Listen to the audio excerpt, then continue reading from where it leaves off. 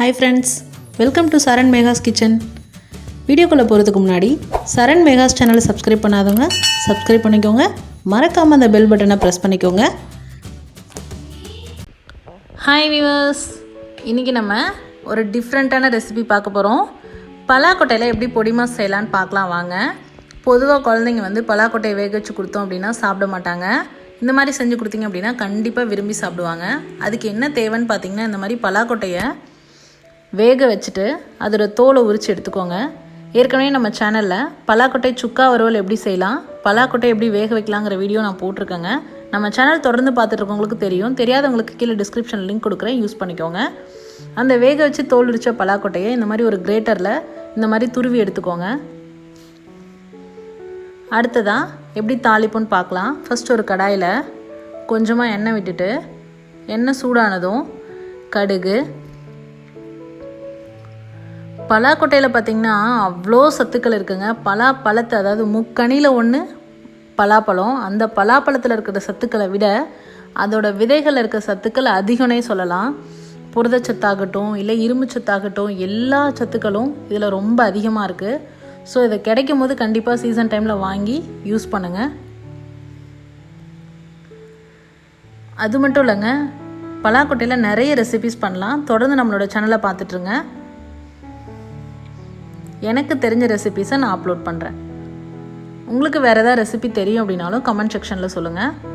இப்போ பாருங்கள், கடுகு வெடித்ததுக்கப்புறமா கொஞ்சமாக கடலைப்பருப்பு, உளுத்தம்பருப்பு,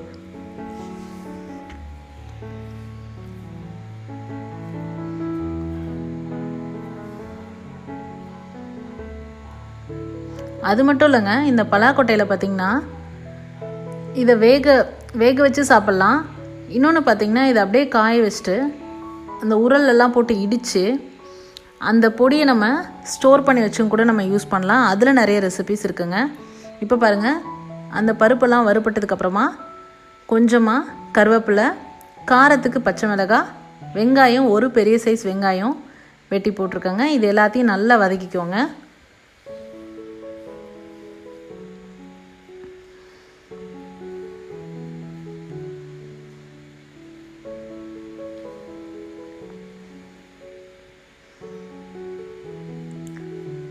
பாருங்கள், வெங்காயம் நல்லா வதங்கி வந்த பிறகு கொஞ்சமாக மஞ்சள் தூள். இது செய்கிறதுக்கு உங்களுக்கு அதிகமான டைம் எடுத்துக்காது. ஸோ சிம்பிளான ரெசிபி தான், நீங்கள் ஈஸியாக செஞ்சிடலாம். அண்ட் வெரி ஹெல்தி ரெசிபின்னு சொல்லலாங்க.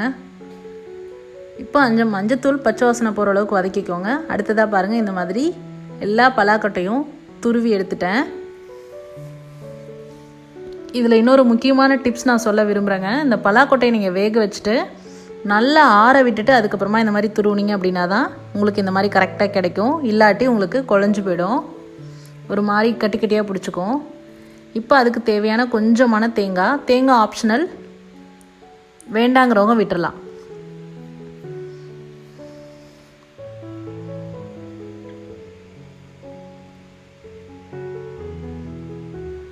கொஞ்சமாக தேவையான அளவு உப்பு. நான் ஏற்கனவே பலாக்கொட்டை வேகிறதுக்கு உப்பு சேர்த்துருக்கேங்க, அதனால் இதில் நான் கம்மியாக சேர்த்துக்கிறேன். தேங்காயை லைட்டாக ரோஸ்ட் பண்ணிக்கோங்க.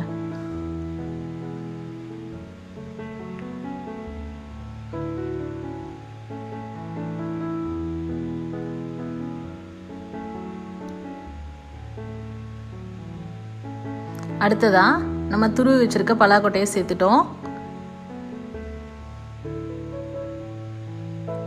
நான் அப்படியே கொட்டியிருப்பேங்க, உங்களுக்கு தெரியணுன்றதுக்காக தான் நான் இந்த மாதிரி கையில் எடுத்து போடுறேன். பாருங்கள் எவ்வளோ உதிர்ந்து போய் அழகாக இருக்குது பாருங்கள், பார்க்குறதுக்கு அவ்வளோ சாஃப்டாக இருக்குங்க. உங்களுக்கு சாப்பிடும் போதும் டேஸ்ட் அவ்வளோ சூப்பராக இருக்கும்.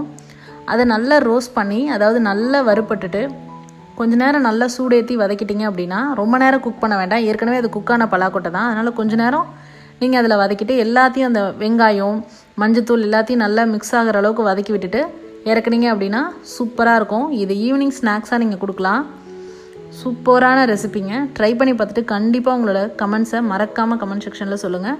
இது போன்ற ஹெல்தி ரெசிபீஸ்க்கு மறக்காமல் சரண் மெகாஸ் சேனலை சப்ஸ்கிரைப் பண்ணுங்கள். இந்த வீடியோ உங்களுக்கு பிடிச்சிருந்தா லைக் பண்ணுங்கள், ஷேர் பண்ணுங்கள், கமெண்ட் பண்ணுங்கள். தேங்க்ஸ் ஃபார் வாட்சிங் ஃப்ரெண்ட்ஸ்.